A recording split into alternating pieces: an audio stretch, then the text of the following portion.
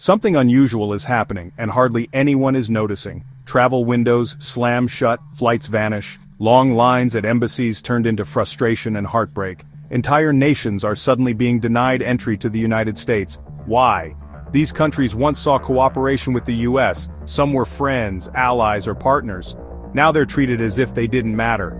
Is this purely about politics, or is there something deeper at work? This isn't just about visa rules, it's about power, global shifts, and hidden strategies. Here are 10 countries banned from entering the US in 2025, and why it could happen to yours next. Number 10. Chad.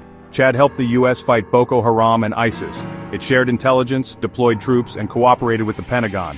Then in June 2025, the US suddenly banned Chadian citizens from entering. Official reason? Passport security issues. Unofficially, a diplomatic fallout, possibly over missing passport paper. Chad responded by suspending US visas in retaliation. The message: we may be small, but we won't be insulted. This wasn't just a mistake. It looked like a warning: stay in line or face consequences. Number 9. Haiti.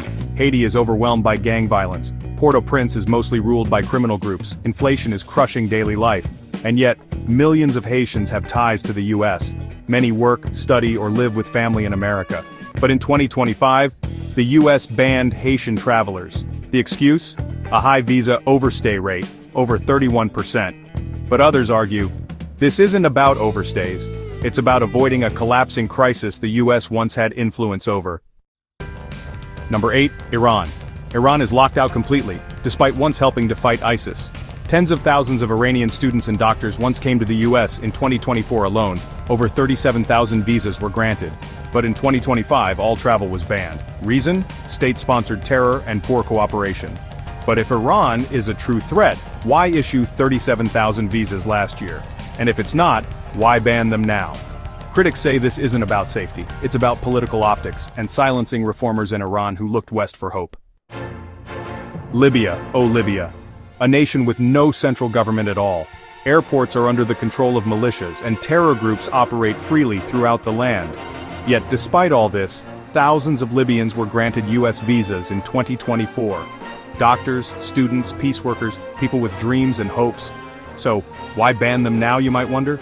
The official reason given is there's no passport authority, poor records, and terror threats. But, let's be honest, those issues have been around for years. Some folks say the US is simply distancing itself from a mess it once helped create. Now let's talk about Somalia. Since the 1990s, Somalia has been in a state of collapse. Warlords, terrorist groups, and no central government to hold it all together. Yet, the Somali diaspora in the US sends back over $1 billion every year. They rebuild homes, fund schools, and keep hope alive. But in 2025, a total ban ended visa access. The reason given? No reliable criminal or ID systems. But this move, oh boy, it shattered family reunions, education dreams, and rebuilding efforts. Terror recruiters, they used it as proof: the West doesn't want you.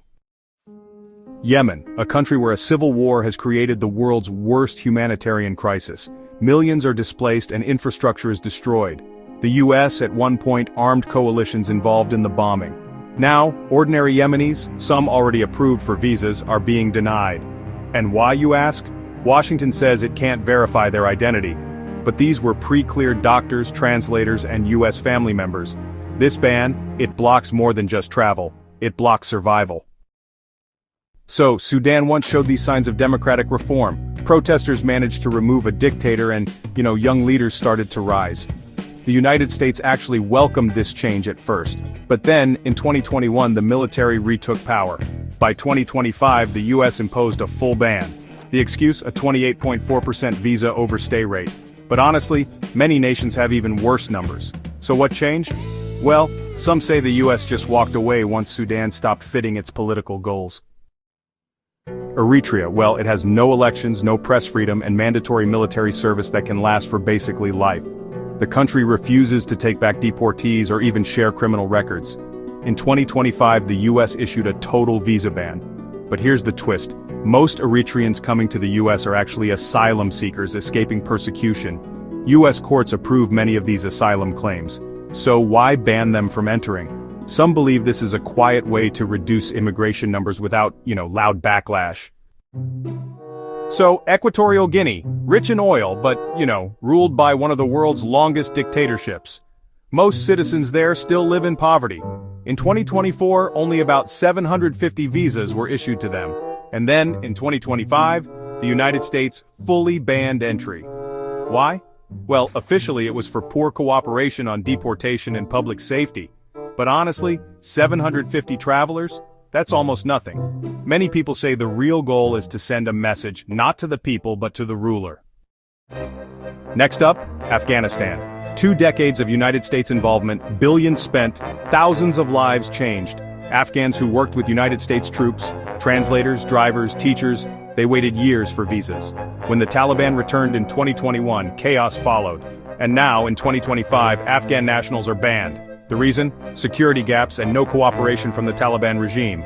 But these aren't Taliban members. They're United States allies, left behind, stranded.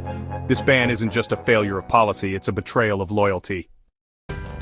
So let's just take a step back and look at the bigger picture.